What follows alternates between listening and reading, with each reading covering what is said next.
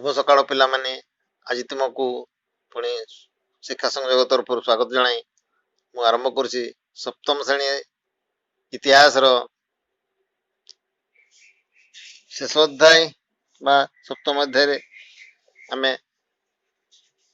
पूर्व online class रे पढ़ी कपिलेन्द्र देव एवं प्रताप पुरुषोत्तम देव आज आम पढ़ा प्रतापरुद्र देवंकर शासन काल देख ताले प्रथम पिला माने प्रताप रुद्र देव सी आसिले 1497 ख्रीष्टाब्द रु 1538 ख्रीष्टाब्द मध्य शासन करथिले। प्रताप रुद्र देव थिले सूर्यवंशर शेष सम्राट। पुरुषोत्तम देवंक परे तांको पुत्र प्रताप रुद्र देव 1497 ख्रीष्टाब्द सिंहासन आरोहण करथिले। से सिंहासन आरोहण करिबा परे ओडिशा घन घन बहि शत्रु मानकर आक्रमण रे अतिष्ठ होई पड़िथिला। यह गजपति साम्राज्यर पतन पई पथ परिष्कार करदेला। शत्रु मान सहित युद्ध देखा। प्रताप रुद्र देव दक्षिणात्य विजयनगर सहित युद्धरत थिला बेले बंगर सुल्तान अल्लाउद्दीन हुसैन शाह सैन्य माने ओडिशा आक्रमण करी पुरी पर्यंत अग्रसर होइतिले। एही संवाद पाई प्रताप रुद्र देव दक्षिणात्य प्रत्यावर्तन करी शत्रु सैन्य मानक ओडिशा तोड़ी देइतिले। तो प्रताप रुद्र देव दक्षिणात्य प्रत्यावर्तन कर नथिले कौन होई थांता बोली तुमे भाबुछ? निश्चित शत्रु हम ओडिशा को माड़ी जाई थांते एवं हमें विदेश शासन अंतर्गत होई थांते। सेही समय रे विजयनगर राज्यर राजा कृष्णदेव राय प्रबल प्रतापी होई उठिथिले। से उदयगिरी समेत ओडिशार बहु अंचल अधिकार करी सीमाचलम पर्यंत अग्रसर होइथिले। प्रतापरुद्र देव तांकर गतिरोध करी पराजित होइथिले। से कृष्णदेव राय सहित संधि स्थापन करी तांको गोदावरी नदीर दक्षिण को थिबा ओडिशा राज्यर अंचल छाड़ीदेवा सहित निज कन्या जगन्मोहिनी को तांको सह विवाह कराइथिले। एही सब आक्रमण फल ओडिशार गजपति साम्राज्य दुर्बल होई पड़िला।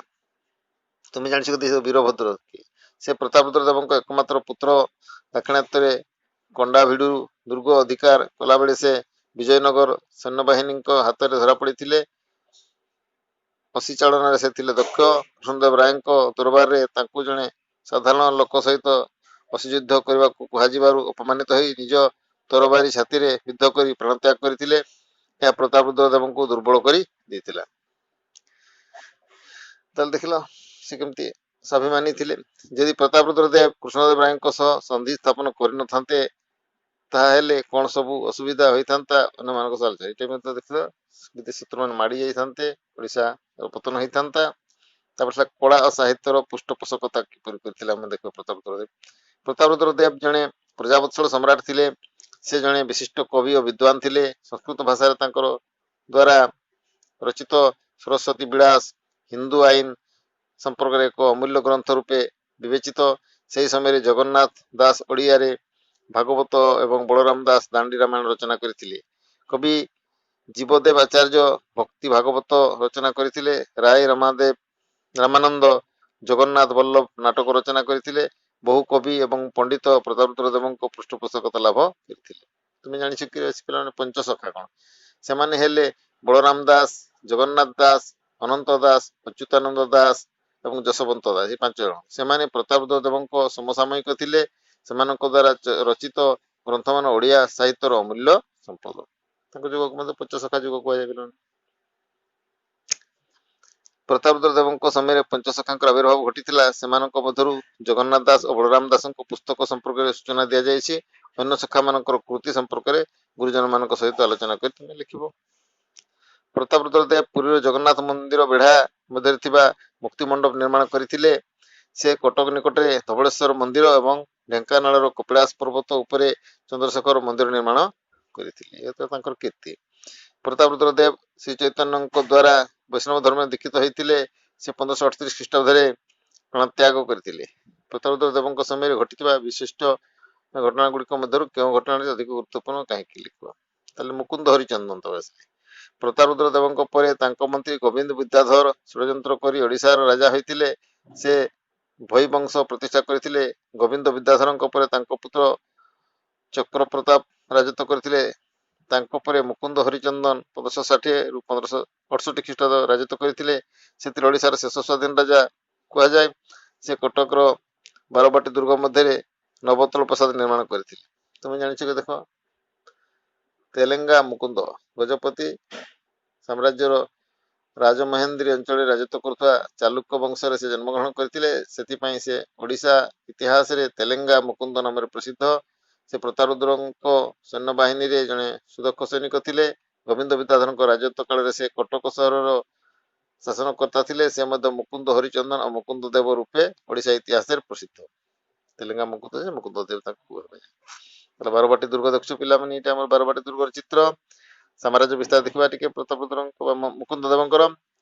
ମୁକୁନ୍ଦ ହରିଚନ୍ଦନ 1560 ଖ୍ରୀଷ୍ଟାବ୍ଦରେ ଓଡ଼ିଶାରେ ସିଂହାସନ ଆରୋହଣ କରି ମୁକୁନ୍ଦ ଦେବ ନାମରେ ଖ୍ୟାତ ହେଲେ। ଓଡ଼ିଶାର ଆଭ୍ୟନ୍ତରୀଣ ବିଶୃଙ୍ଖଳାର ସୁଯୋଗ ନେଇ ବଙ୍ଗର ସୁଲତାନ ଗ୍ୟାସୁଦ୍ଦିନ ଜଲାଲ ଶାହ 1560 ଖ୍ରୀଷ୍ଟାବ୍ଦରେ ଓଡ଼ିଶା ଆକ୍ରମଣ କରି ଯାଜପୁର ପର୍ଯ୍ୟନ୍ତ ଅଗ୍ରସର ହୋଇଥିଲେ। ମୁକୁନ୍ଦ ଦେବ ଗ୍ୟାସୁଦ୍ଦିନଙ୍କୁ ପରାସ୍ତ କରି ଓଡ଼ିଶା ସାମ୍ରାଜ୍ୟର ସୀମାକୁ ଗଙ୍ଗା ନଦୀ ପର୍ଯ୍ୟନ୍ତ ବିସ୍ତାର କରିବାକୁ ସମର୍ଥ ହୋଇଥିଲେ। ଏହି ବିଜୟର ସ୍ମୃତି ସ୍ୱରୂପ ସେ ହୁଗୁଳି ଜିଲ୍ଲାର ଗଙ୍ଗା ନଦୀ କୂଳରେ ତ୍ରିବେଣୀ ଘାଟ ନିର୍ମାଣ କରିଥିଲେ। ତାହେଲେ ଯୁଦ୍ଧ ଏବଂ ବିପର୍ଯ୍ୟୟ। ମୋଗଲ ସମ୍ରାଟ ଆକବର ବଙ୍ଗ ଦେଶ ଜୟ କରିବା ଉଦ୍ଦେଶ୍ୟରେ ମୁକୁନ୍ଦଙ୍କ ସହିତ ସମ୍ପର୍କ ସ୍ଥାପନ କରିଥିଲେ। ଏହାଦ୍ୱାରା ବଙ୍ଗର ଆଫଗାନ ସୁଲତାନ ସୁଲେମାନ କର୍ରାଣୀ କ୍ଷୁବ୍ଧ ହୋଇଥିଲେ। 1568 ଖ୍ରୀଷ୍ଟାବ୍ଦରେ ସେ ନିଜର ସୈନ୍ୟବାହିନୀକୁ ଦୁଇ ଭାଗରେ ବିଭକ୍ତ କରି ଓଡ଼ିଶା ଆକ୍ରମଣ କରିଥିଲେ। ସୁଲେମାନ କର୍ରାଣୀଙ୍କ ସହ ଯୁଦ୍ଧ କରି ମୁକୁନ୍ଦ ଦେବ ପରାଜିତ ହୋଇଥିଲେ।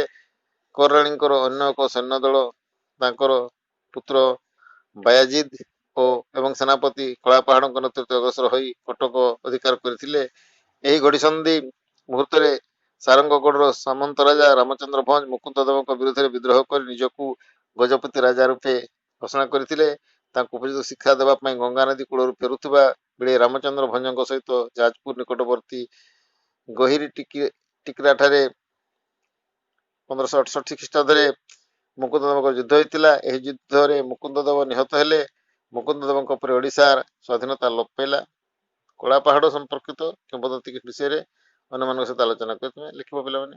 ଆମେ କ'ଣ ଶିଖିଲେ ଏଇ ଅଧ୍ୟାୟରୁ? ପ୍ରଥମେ ଶିଖିଲେ ସୂର୍ଯ୍ୟବଂଶୀ ରାଜା କପିଳେନ୍ଦ୍ର ଦେବ ଗଜପତି ଗୌଡ଼େଶ୍ୱର ନବକୋଟି କର୍ଣ୍ଣାଟକ କୁଳବର୍ଗେଶ୍ୱର ଉପାଧିରେ ଭୂଷିତ ହୋଇଥିଲେ।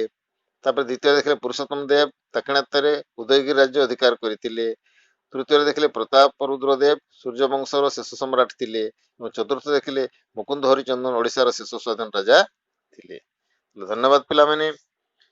ଏଠି ଆମେ ରହୁଛେ। ପରବର୍ତ୍ତୀ ଅନଲାଇନ୍ କ୍ଲାସରେ ଆମେ ପ୍ରଶ୍ନାବଳୀ ବିଷୟରେ ଆଲୋଚନା କରିବା। ସେ ପର୍ଯ୍ୟନ୍ତ ରୁହ ଏବଂ ଭଲରେ ରୁହ ଏବଂ ଏହି ଅଧ୍ୟାୟକୁ ଭଲ ଭାବରେ ପଢ଼ିବ। ପଢ଼ିଲା ପରେ ଆର ପରବର୍ତ୍ତୀ ପ୍ରଶ୍ନ ଉତ୍ତର ପାଇଁ ପ୍ରସ୍ତୁତ ରହିବ। ଧନ୍ୟବାଦ।